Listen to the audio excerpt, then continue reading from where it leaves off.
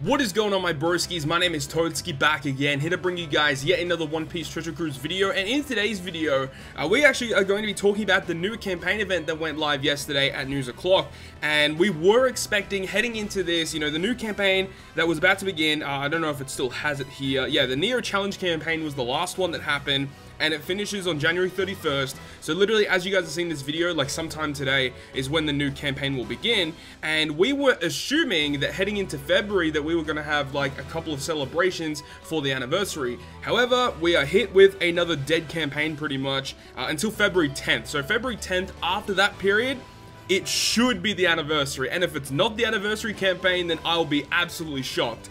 Anyways, before we get into the actual campaign event, I want to talk about the Rayleigh's Bazaar update. So they've actually updated it for the month of February, and it's actually a pretty good update. There's lots of really good discounts up for sale here. We've got the color indefinitely, every color striped dragon, penguin, pirate penguin, crab, armored crab, and plated lobster, sea pony, sea colt, and seahorse.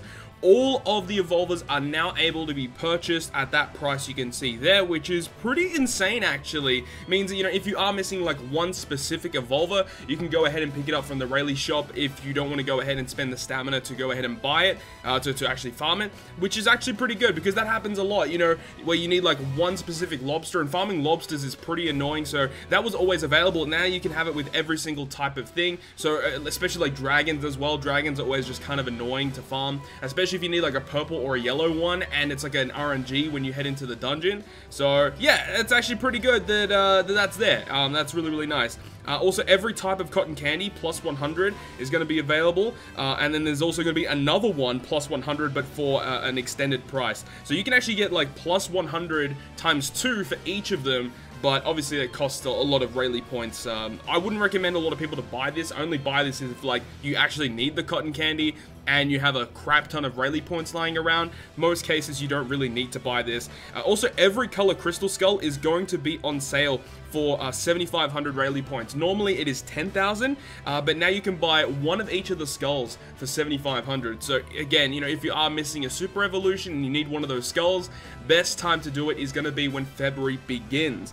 Also, not every single type, but a couple of the forbidden tomes are going to be at a discounted rate as well. You can purchase 3 of these for 300 points each, so 900 points for 3 specific forbidden tomes, and you can get damage reduction, charge special, bind, despair, and auto heal. So that's great because most people, I don't know about most people, but for me personally, I have a lot of orb sockets because most of the time I put damage reduction over orbs for a lot of my units, unless if they specifically don't need damage reduction. So it is nice that they have all of these ones available, all the ones that, most people will need. So that's great. I'll probably pick all of those up. That's going to be great. And because of our update now, they will stack in our character box, which is really, really good. And then you can also purchase 1 million berries for 300 points. You can buy 5 of those. So you can buy 1,500 Rayleigh points, gives you 5 million berries. I guess it's okay, but honestly, if you just have a decent berry captain and you have the Foxy ship, you can run in the berry cave and get heaps of berries for just your stamina. So it depends on what you want to do there. Cola times 200, you can buy 5 of those, so you can buy like 1,000 cola for 300 points a piece, which is actually pretty decent if you are wanting to max out your ships.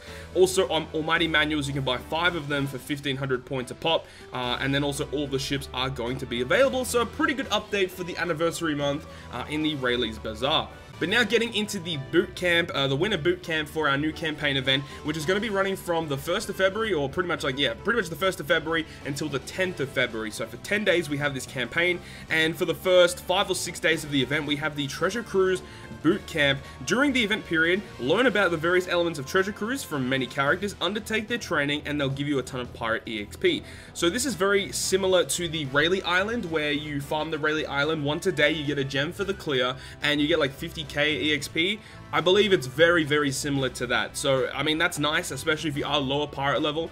Good opportunity to go ahead and rank up, use your double Neptune and the Dutchman ship to get the most out of this specific island, which is great. Quests are available each event period stated and can only be cleared once. Now, this particular event in the campaign is actually something that Japan have had for a very long time, but Global actually never got this. And this is an island that will appear on Extra Island that kind of like will prepare you for the treasure map. So from February 9th until February 13th, it says trusty character recruitment adventure is here. Recruit trusty characters from the quest to help you take on the next treasure map. For more information on trusty characters, please check the treasure map notice.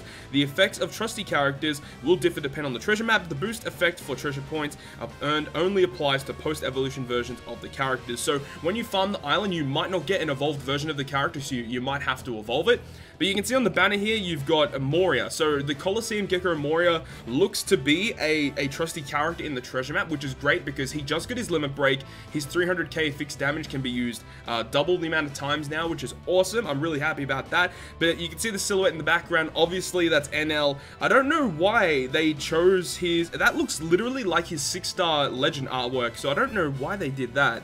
I could be wrong, but it definitely looks like his 6-star legend artwork that they chose there. But either way, Treasure Map NL should be arriving after this event period. So this event period ends on the 10th, and then the start of the next event period, it should be around then. So this event period for challenging the treasure map ends on the 13th of February. So likely on that day will the treasure map will begin, or the day before that the treasure map will begin. So at least now we have like almost a confirmed date as to when to expect the next treasure map against NL. Event number 3 is going to be once again Bountiful Turtles, so you know, if you do require EXP, this is a good opportunity to do so. And a couple of people have commented on previous campaign videos that you can actually farm these turtles and then sell them off for berries. If you are really lacking on some berries for limit break, then that is also an option that you can do as well.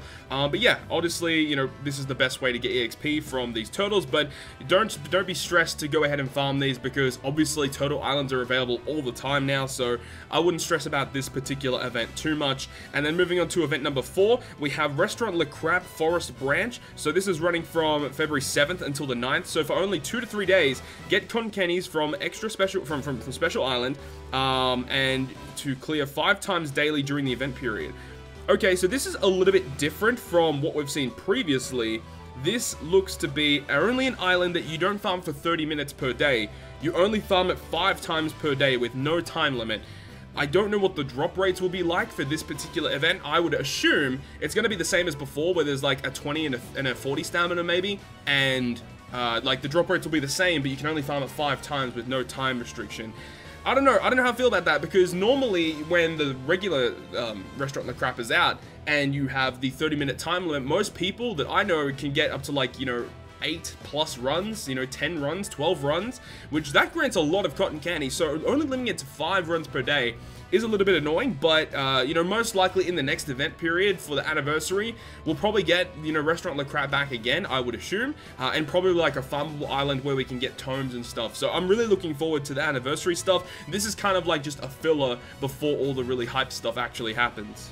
Event period number 5 is going to be the return of the Celestial Dragons. Once again, this is a really good campaign actually if you really need berries, because there's so many different islands that can do so. You've got the Bazaar that gives you more berries as well. Obviously, this is where you get a lot of berries too. You can sell the Celestial Dragons for more cash as well. And this will be running from Feb 6th until Feb 10th. Once again, you get a gem per day for this clear, so definitely farm this up every single day. Event number 6 is going to be the Evolver Forest from Feb 6 until Feb 11 as well.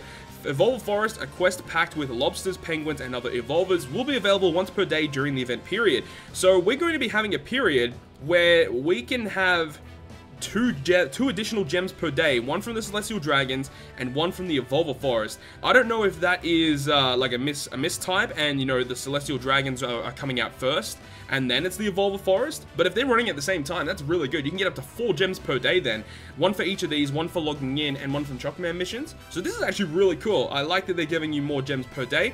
Event number 7 is going to be the double chance of super success. So once again, this will be updated most likely when we get the anniversary. It's most likely going to be 100% chance for super success during our event period. So Feb 1st to Feb 3rd, we've got double chance of super success, and then double the chance to level up a special. I would assume we're going to be getting our 4 times special level up during the anniversary, because that's what happened on Japan. I believe they had 4 times skill up, and it was insane. So obviously this is going to be running from Feb 4 until Feb 6th. So that's actually really weird, because this event runs until February 10th. So that means we're not getting double skill up between the 6th. So after this event ends on the 6th, all the way to the 10th, we're not getting a double skill up, which is kind of a shame. That's a lot of time without a double skill up. So if you have anything to max out, you need to do it in this event period. Otherwise, you'll be holding onto those copies for a pretty long time. We don't know when the next double skill up will be active after this. So that's actually a pretty damn shame that that's actually occurring. And then the last event period, Rainbow Gem every single day. Honestly, this event period is kind of lame. There's really not much happening aside from this. Like, this is the only hype thing that's happening, and most people already have all the free-to-play trusty characters anyway. Obviously, getting EXP every single day for this event is pretty good. And the Rayleigh's Bazaar update is good. This is okay, but it's nothing hype. Nothing really that hype. As I said, the anniversary is not far away. I'd assume that we'd have to wait until that time period where we get really cool events. As I said, most likely going to be getting, you know, the Farmable Island where we get Forbidden Tomes and more Restaurant the Crap, I would assume as well. So, unfortunately, this isn't a very cool event, but, you know, we're just going to hold our horses until the anniversary does arrive. So, hopefully you guys did enjoy this video, and if you guys did, make sure to leave a like, and if you want to stay up to date with all the content I post, including more One Piece Treasure Cruise content, make sure to hit the subscribe button down below. But other than that, guys, I'll see you guys within the next video.